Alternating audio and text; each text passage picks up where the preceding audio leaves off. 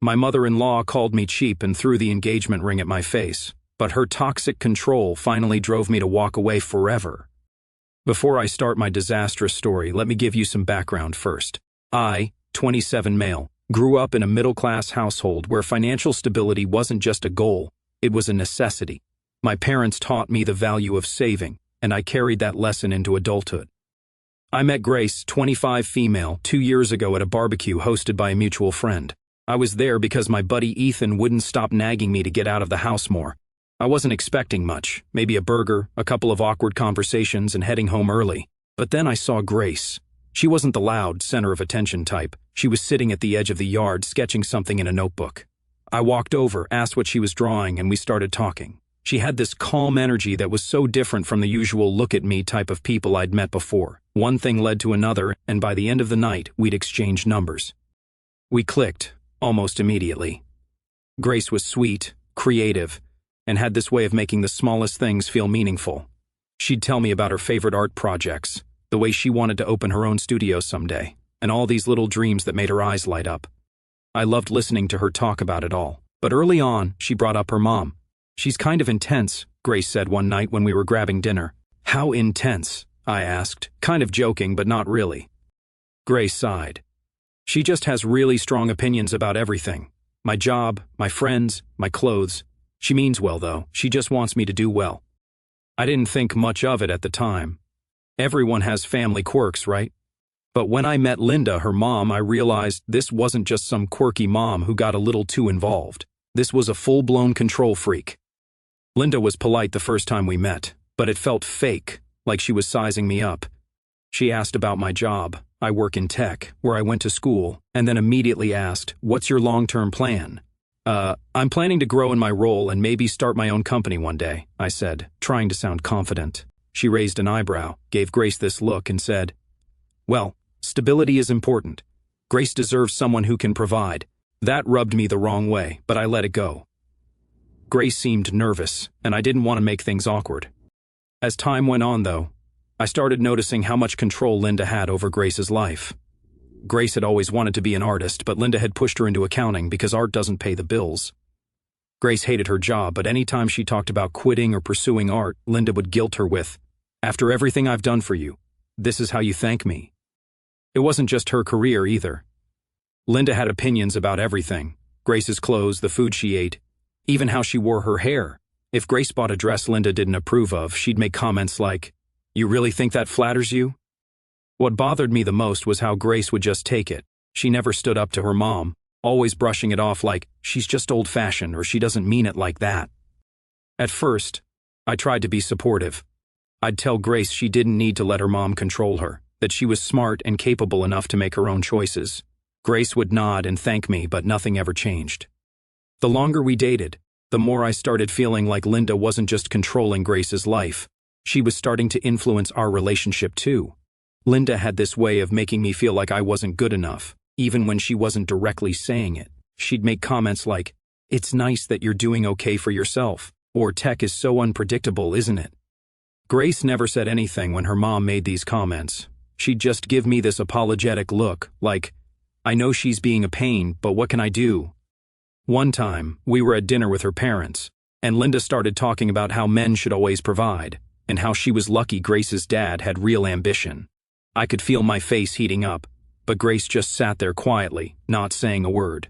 Later, I brought it up. "Why don't you ever say anything when your mom talks like that?" "She's just like that," Grace said. "It's not worth the argument." It frustrated me, but I didn't push too hard. I loved Grace, and I figured maybe this was just something we'd deal with over time. But looking back, I think that was the first crack in the foundation. The truth is, Linda's control over Grace wasn't just a problem for her. It was starting to become a problem for us. And the more I tried to ignore it, the harder it became to see a future where Linda wasn't pulling the strings. Still, I held on to the hope that things could get better. I thought maybe if I showed Linda how serious I was about Grace, she'd ease up. That hope is what led to the proposal, and ultimately everything that came after. After 2 years of dating, I knew I wanted to marry Grace, despite her mom's constant interference. I loved Grace for who she was, kind, patient, and creative. I'd spent months saving up for a ring. It wasn't some massive rock that you'd see in a movie, but it was perfect in my eyes.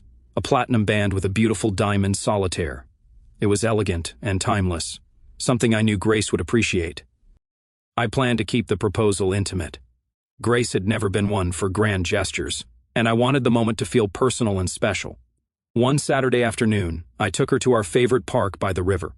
It was a place we often went to just relax, and it had this spot with a bench overlooking the water. We were sitting there, talking about our plans for the weekend, when I decided to go for it. I pulled out the ring box and got down on one knee. "Grace," I said, feeling my heart race a little, "I love you, and I can't imagine my life without you. Will you marry me?" Her face lit up. "Yes," she said, tears in her eyes. She hugged me so tightly I almost forgot to actually put the ring on her finger. For a few days, everything felt perfect. Grace kept looking at the ring and smiling, and I thought I'd nailed it. We talked about wedding plans, something simple, maybe outdoors, and I started to feel like we were on the same page. Then Grace suggested we visit her parents to share the news and get their blessing. I won't lie, I wasn't thrilled about the idea. Linda wasn't exactly my biggest fan, and I knew she'd have something to say about the ring, the wedding, or both. But Grace seemed so excited about the idea that I didn't want to ruin it for her. "We'll just tell them together," Grace said, squeezing my hand. "Mom will come around. She just needs to see how happy we are." I nodded, even though I wasn't convinced.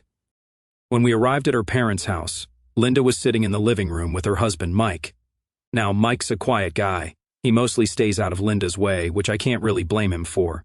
He gave us a polite nod when we walked in, while Linda's eyes immediately darted to Grace's hand. "What's this?" Linda asked, her tone sharp. Grace smiled, holding up her hand. "We're engaged." For a moment, Linda didn't say anything. She just stared at the ring like she was trying to figure out if it was a joke. Then she let out this small laugh. Not the happy kind, but the kind that makes you feel like you've done something wrong. "That's the ring?" she asked, raising an eyebrow. "Yes, isn't it beautiful?" Grace said, still smiling. Linda didn't answer. Instead, she walked over, grabbed Grace's hand, and examined the ring like it was a piece of costume jewelry. "It's so small," she finally said. "Are you sure this is an engagement ring?" "Mom," Grace said, her smile fading. "Don't start." "Don't start?" Linda repeated, looking at me now. "Adam, you're telling me you couldn't get her something a little more substantial?" I felt my jaw clench.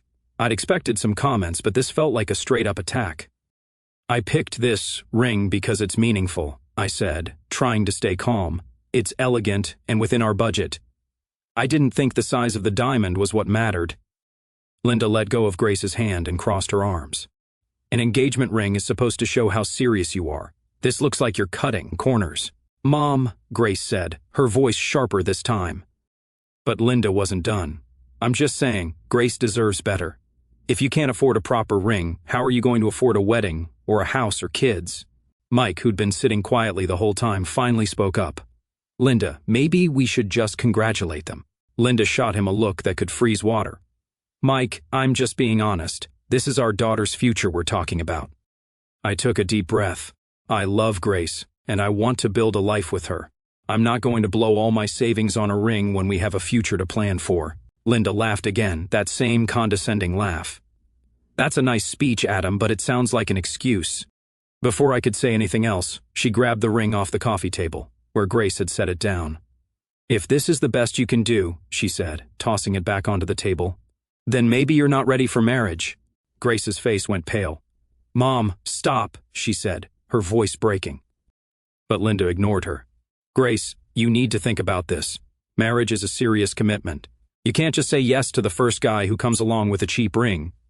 That was it for me. I stood up, my hands clenched into fists at my sides. "I'm not going to sit here and be insulted. I love Grace, but I won't let you disrespect me like this." Linda didn't even flinch. "If you're serious about marrying my daughter, you'll prove it. Get her a real ring.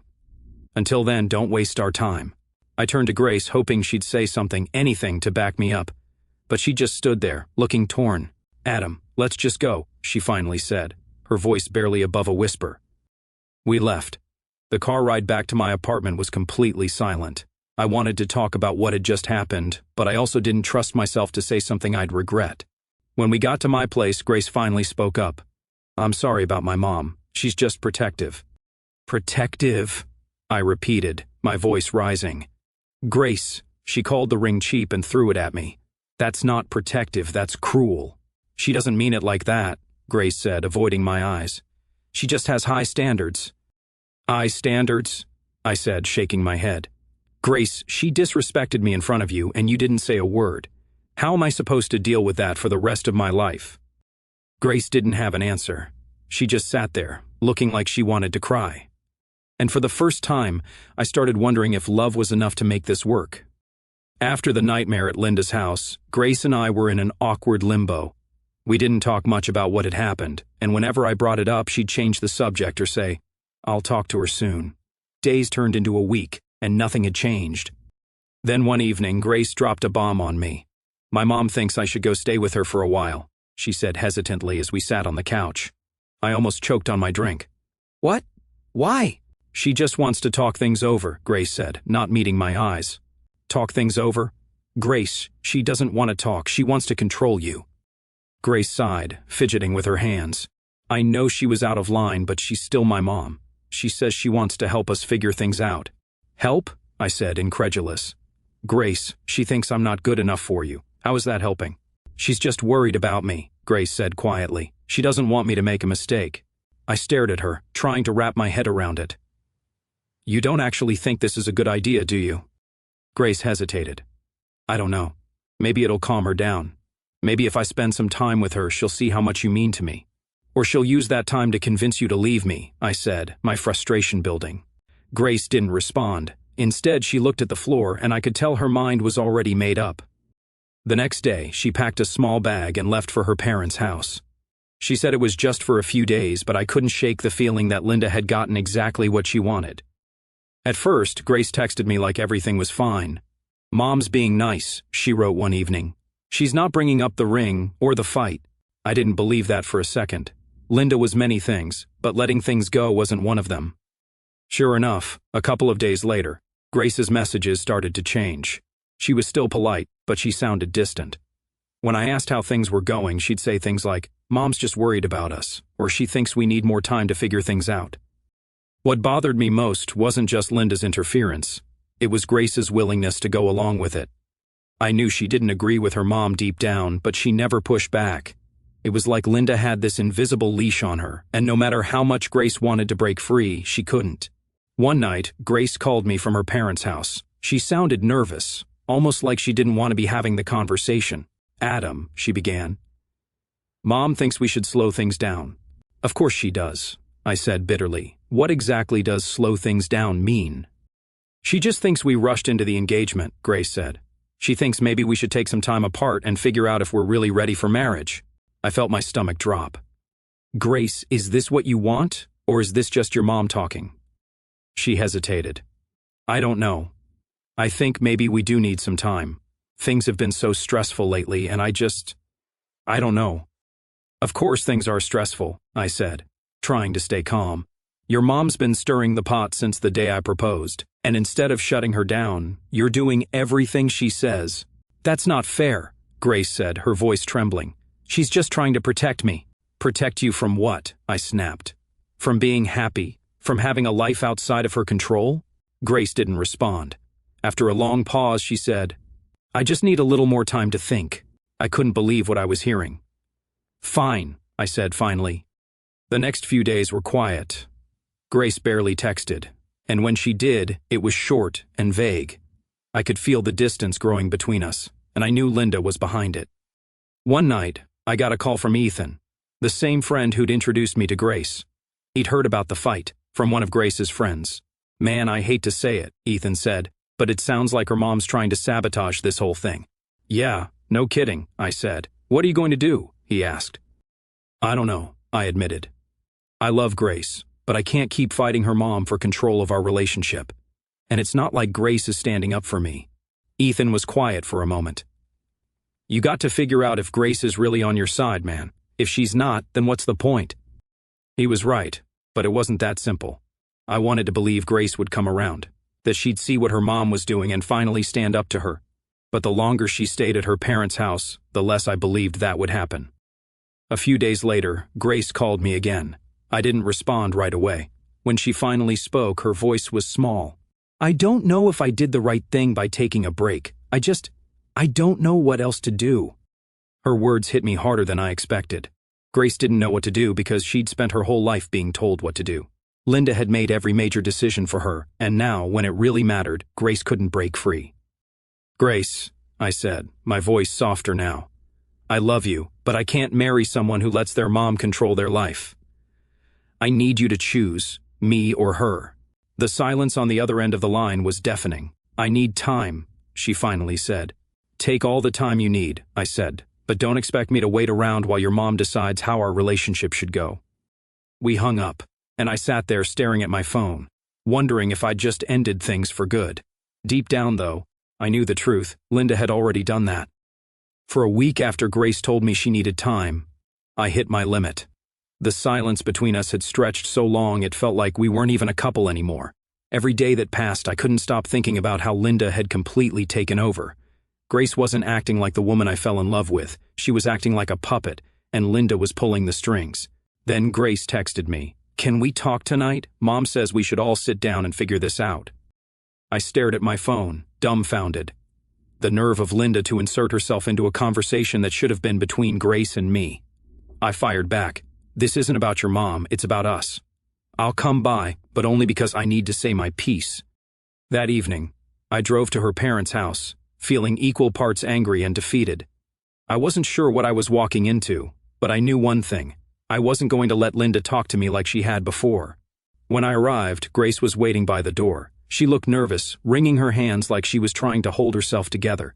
"Thanks for coming," she said quietly. "Let's just get this over with," I replied, walking past her into the living room. Linda was sitting on the couch like she owned the world, with Mike beside her looking like he wanted to be anywhere else. Grace sat down next to her mom, leaving me to take the chair across from them. The setup felt like a bad job interview, and I already knew who wasn't getting hired. Linda spoke first. "Adam, we're glad you're here. This has been a stressful time for Grace, and we want to make sure she's making the right decisions for her future." I clenched my jaw. "This isn't about Grace's future. This is about you controlling her life." Linda's smile didn't falter, but her tone turned sharper. "I'm her mother. It's my job to make sure she's taken care of." "And what about my job as her fiancé?" I shot back. "Or does that not count because I didn't buy a ring big enough for your standards?" Grace flinched but didn't say anything. Linda, however, leaned forward like she'd been waiting for this moment. "It's not about the size of the ring, Adam. It's about what it represents. A man who can't invest in a proper engagement ring clearly doesn't take marriage seriously." I laughed, but there was no humor in it. "You mean a man who doesn't go into debt to impress you? Because that's what this is really about, isn't it? You want me to prove myself to you, not Grace."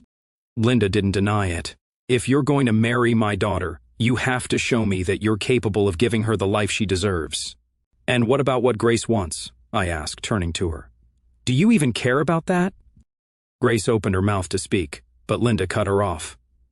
"Of course I care about what Grace wants. That's why I'm here to guide her." "Guide her?" I said, my voice rising. "Linda, you don't guide her, you control her. And Grace, you let her. You let her dictate everything, even our relationship." Grace finally spoke, her voice shaky. "I just don't want to upset her." "And what about upsetting me?" I asked. "Do my feelings matter at all in this, or is this just about keeping your mom happy?" "Adam, it's not that simple," Grace said, tears welling up in her eyes. "It is that simple," I said. "You either want to marry me or you don't, and if you do, then you need to stand up to her." Linda let out a short laugh. "You're giving her an ultimatum? That's rich. You're acting like you're doing her a favor by marrying her." "I'm not giving her an ultimatum," I said, glaring at Linda. "I'm giving her a choice. Either she chooses me and our future together, or she chooses to stay under your thumb. But I won't be part of this toxic dynamic anymore." The room went silent. Mike looked like he wanted to crawl under the couch, and Grace looked like she was on the verge of breaking down. Linda, however, stayed calm. "Grace," Linda said, turning to her daughter, "you need to think about this carefully. Marriage is a big decision, and it's clear Adam isn't ready to make any concessions." "Stop talking for her," I snapped. "Grace, this is your decision. What do you want?" Grace looked at me, then at her mom, then back at me. Her lips trembled as she said, "I don't know." Those 3 words hit me harder than I expected. I realized then that Grace wasn't going to choose me, not because she didn't love me, but because she didn't know how to stand up to her mom. "I think we're done here," I said, standing up. "Grace, I love you, but I can't keep fighting this battle alone. You need to figure out what you really want without your mom telling you what to think." "Adam, wait," Grace said, grabbing my arm. "I just need more time." I shook my head. "You've had time, Grace, and all it's done is push us further apart."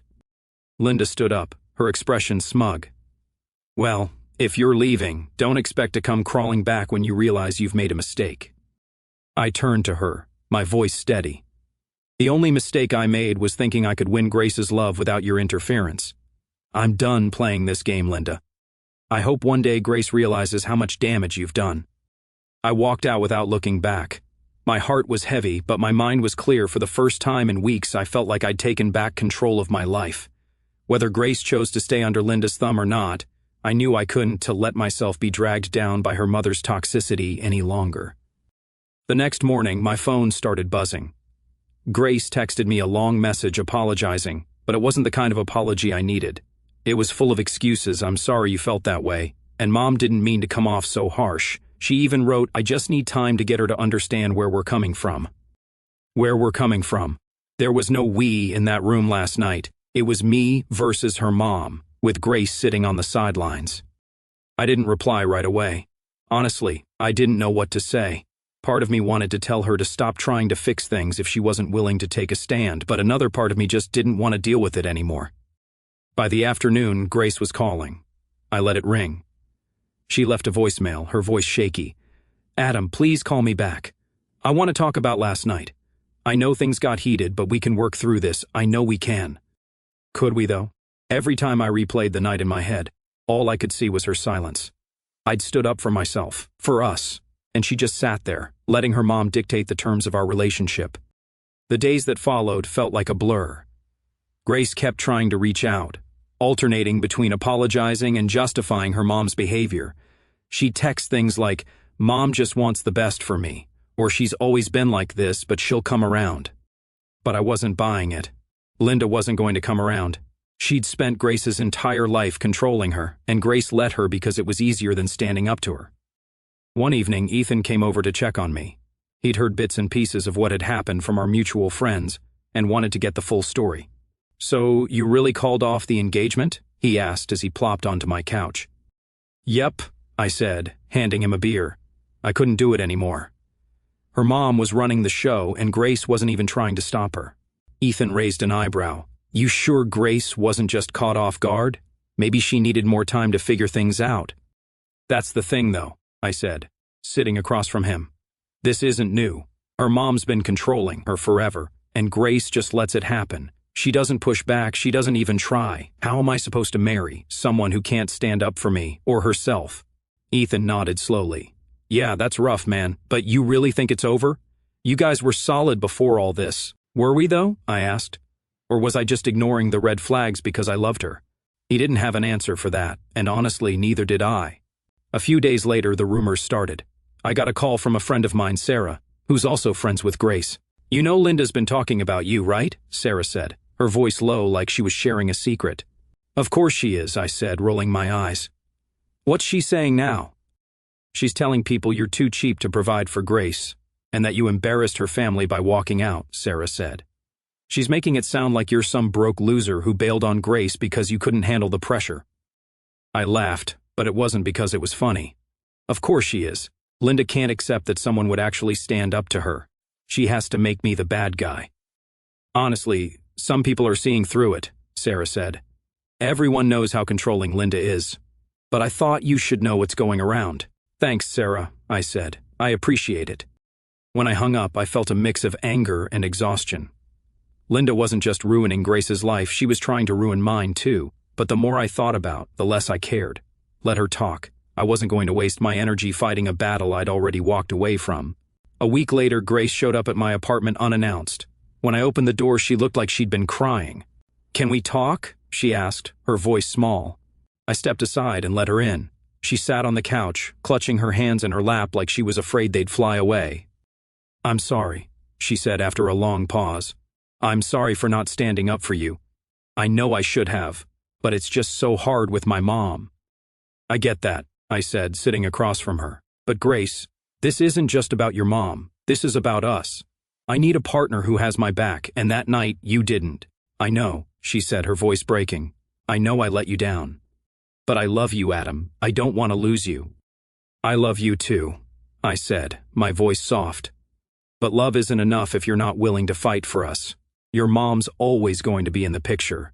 And if you can't stand up to her now, how will you stand up to her when we're married? When we have kids? Grace didn't have an answer. She just sat there, tears streaming down her face. Grace, I said gently, I need you to take a hard look at this situation, not just for me, but for yourself. Do you really want to spend the rest of your life living in your mom's shadow? She nodded slowly. I know you're right, she said. But I don't know how to change. You have to figure that out, I said. But I can't be the one to do it for you. She left that night, and I knew it was the last time we'd talk as a couple. Linda tried to contact me once, sending a text that read, "If you just apologize, we could all move past this." I deleted it without replying. After I walked away from Grace and Linda, I didn't expect to hear much about what happened to them. I thought I'd left that chapter behind for good. But life has a funny way of keeping you connected to things you're trying to let go of. A few weeks after I returned the engagement ring, Sarah, our mutual friend, reached out again. "Hey," she said over the phone. "You're not going to believe what Linda's up to now." I sighed, already tired of hearing Linda's name. "What now?" "She's trying to set Grace up with this guy," Sarah said. "Some rich guy she met through one of her charity events. He's older, like mid-40s, and apparently loaded." "That sounds about right," I said bitterly. "Linda's dream, a guy with a fat wallet who doesn't care about anything else." Sarah lowered her voice, as if Grace might overhear her. "Grace isn't into it, though. She's been telling Linda she doesn't want to meet him. But you know how Linda is. She won't take no for an answer." It didn't surprise me. Linda had always treated Grace's life like it was a chessboard, and Grace was just another piece she could move around to suit her own goals. A month later, I ran into Ethan at the gym. He mentioned that Grace had moved out of her parents' house. "Wait, what?" I asked, dropping the weights I'd been holding. "Yeah, apparently Linda kicked her out," Ethan said. I couldn't believe it. She kicked her out? Why? "From what I heard, Grace finally put her foot down about that rich guy Linda wanted her to date," Ethan said. "She refused to even meet him, and Linda flipped out, told her if she wasn't going to listen, she wasn't welcome in the house anymore." "Wow," I said, shaking my head. "I mean, I knew Linda was controlling, but that's next level." Ethan shrugged. "Honestly, it might be the best thing that's ever happened to Grace. At least now she has to figure things out on her own without Linda breathing down her neck." I wanted to agree, but a part of me felt sorry for Grace. She'd spent her entire life trying to please her mom, only to get tossed aside when she didn't fit into Linda's plan anymore. Over the next few weeks, bits and pieces of Grace's new life started trickling back to me through mutual friends. She'd moved into a small apartment downtown and was looking for a new job, something in the art world finally. But it wasn't all smooth sailing. Apparently Linda wasn't done making things difficult for Grace. She'd been bad-mouthing her to family and friends, saying things like, "I did everything for her, and this is how she repays me." One of Grace's cousins even told me that Linda had tried to cut Grace off financially. "She thinks if Grace struggles enough, she'll come crawling back," the cousin said. That sounded exactly like something Linda would do. Use money as a leash to try to drag Grace back into line. But from what I heard, Grace wasn't biting. She was working odd jobs, selling some of her art online and doing whatever she could to make ends meet. One day, I got a text from Grace. My heart skipped for a moment, seeing her name pop up after weeks of silence. The message read, "Hey, can we talk? I really need someone right now." I stared at my phone, unsure of how to respond. Part of me wanted to ignore it, but I replied, "What's going on?" She called almost immediately, her voice trembling. "Adam, I'm so sorry for everything. You were right about my mom. She's been impossible. She kicked me out because I wouldn't meet this guy she's trying to set me up with." I sighed, the familiar mix of frustration and pity bubbling up. "Grace, I'm sorry you're going through that, but I don't know what you want from me. I told you this would happen if you didn't stand up to her." "I know," she said quickly, her voice breaking. "I know I messed up and I should have defended you. But I'm trying to fix things now. I'm trying to figure out my life and I just need someone to talk to." "Grace," I said, trying to keep my tone steady. "I'm glad you're starting to see the problem, but you didn't choose me when it mattered." You let your mom push me away. I can't be the person who picks up the pieces now. She went quiet for a moment, then said, I understand. I don't know who else to turn to. It hurt to hear her say that. I'd wanted to be her person for so long, but now it felt like too little, too late. You'll figure it out, I said softly. You're stronger than you think, but you need to do this on your own. A few months later, I heard through the grapevine that Linda had finally stopped trying to control Grace's life, or at least scaled back. Grace had gone no contact with her mom for a while, which I imagine was the wake-up call Linda needed. But even if Linda did try to patch things up, I doubted their relationship would ever be the same. As for me, I'd moved on. I wasn't dating anyone seriously yet, but I was taking my time figuring out what I wanted in a partner. One thing was for sure, I wasn't going to settle for someone who let other people dictate their life. Looking back, I don't regret calling off the engagement. It wasn't an easy decision, but it was the right one. Grace needed to break free from her mom's control, and I couldn't do that for her. She had to do it on her own, in her own time.